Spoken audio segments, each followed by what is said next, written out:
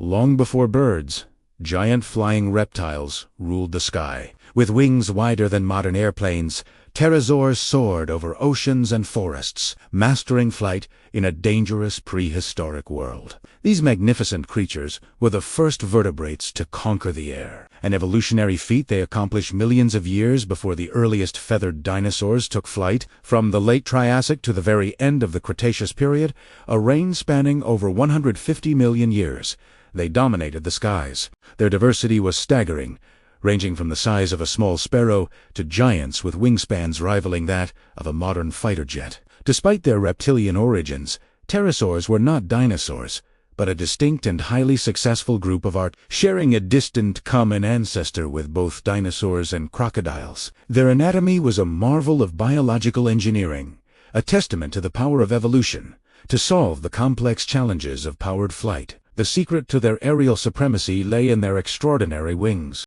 Unlike the feathered wings of birds or the leathery membranes of bats, a pterosaur's wing was a unique structure. It consisted of a vast, tough, yet flexible membrane of skin and muscle fibers, known as a patagium. This membrane stretched from the side of the body all the way to the tip of a dramatically elongated fourth finger. This single, super-extended digit acted as the wing's leading edge, providing the primary support and control. The other three fingers on their hands remained small and clawed, likely used for climbing, gripping surfaces, or manipulating food.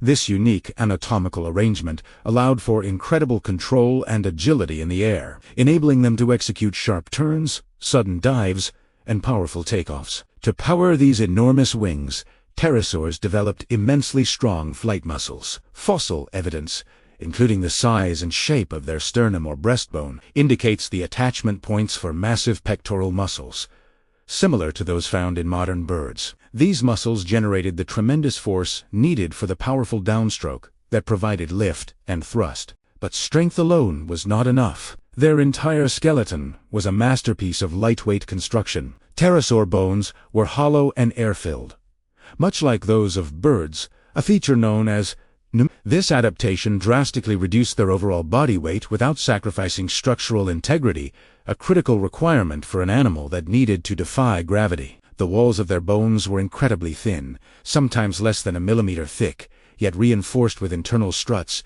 to prevent buckling under the stresses of flight. The story of the pterosaurs begins in the late Triassic period, around 228 million years ago, with smaller long-tailed species like Eudimorphodon ***. These early pioneers of the sky were relatively modest in size, with wingspans of about a meter. They possessed jaws filled with numerous sharp, multi-cusped teeth, suggesting a diet of fish and insects snatched from the air or the water's surface. Their long, bony tails, often ending in a diamond-shaped vein, likely acted as a rudder, providing stability during their flight. For decades, paleontologists debated whether these early forms were capable of true powered flight or were simply gliders. However, detailed analysis of their skeletal structure, wing shape, and muscle attachments has confirmed that even the earliest pterosaurs were accomplished flyers, actively flapping their wings to generate lift and propel themselves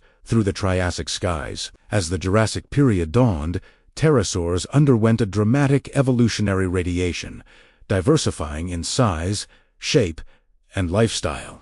The long-tailed rhamphorhynchoids, descendants of the early Triassic forms, continued to thrive. Species like Rhamphorhynchus** were skilled aerial predators, perfectly adapted for a life of hunting over the shallow Jurassic seas. Their long snouts were armed with forward-pointing, interlocking teeth, forming a perfect fish. Fossil specimens have been found with fish bones preserved in their stomach cavities, providing direct evidence of their piscivorous diet. They skimmed low over the water, their sharp eyes scanning for the telltale glint of scales beneath the surface before plunging their heads in to snatch a meal. Alongside them, a new, more advanced group emerged.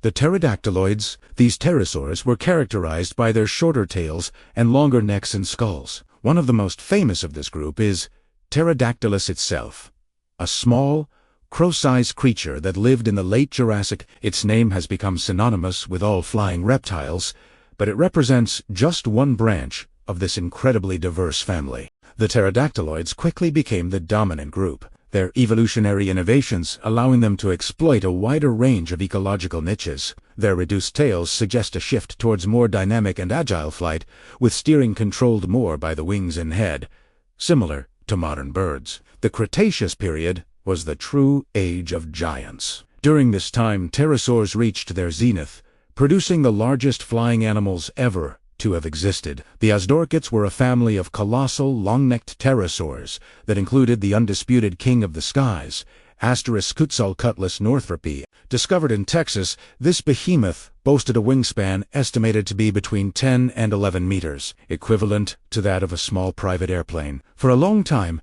it was assumed these giants were marine soarers, gliding effortlessly over the oceans like enormous However, recent studies of their anatomy and the terrestrial environments where their fossils are found have painted a very different picture. With their long, stiff necks and massive, toothless beaks, Osdorchids like Quetzalcoatlus were more likely terrestrial stalkers, striding across the prehistoric landscape on all fours. They used their folded wings as front limbs, walking with a gait unlike any animal alive today. From this quadrupedal stance, they would survey their surroundings like giant, terrifying storks. Their prey likely consisted of small dinosaurs, lizards, and other terrestrial animals, which they would snatch up with their enormous, tweezer-like beaks and swallow whole. Launching such a massive body into the air was a biomechanical puzzle, but it's now believed they performed a powerful leap, pushing off with their strong hindlimbs and powerful wing arms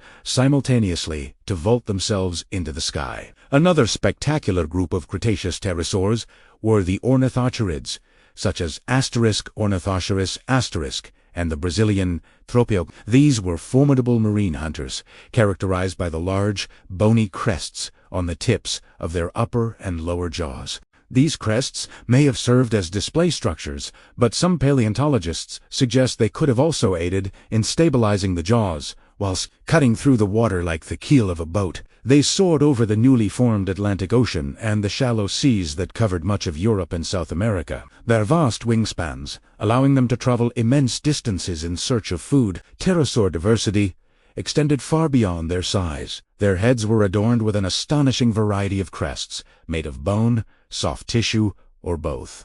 The flamboyant crest of Pteranodon, for example, pointed backwards from its skull, and its size and shape varied between males and females, suggesting a role in sexual display. Nyctosaurus.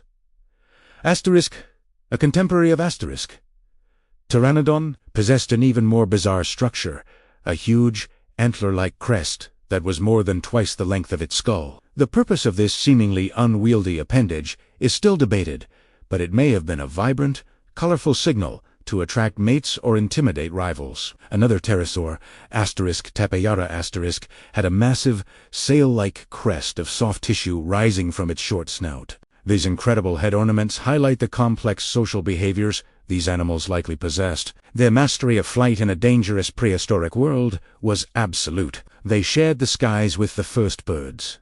But for millions of years, pterosaurs were the larger and more dominant aerial They witnessed the rise and fall of countless dinosaur species, adapting and evolving to fill niches across the globe. From the fish hunters of the Jurassic seas to the terrestrial stalkers of the Cretaceous plains, their adaptability was key to their long-lasting success. They were a vital part of Mesozoic ecosystems, playing the roles of aerial predators, scavengers, and then, 66 million years ago, their epic reign came to an abrupt and catastrophic end. The same asteroid impact that sealed the fate of the non-avian dinosaurs also wiped out the pterosaurs. The ecological collapse that followed the impact, including the darkening of the skies by dust and soot, the collapse of food chains, and widespread acid rain, proved too much for even these resilient rulers of the sky.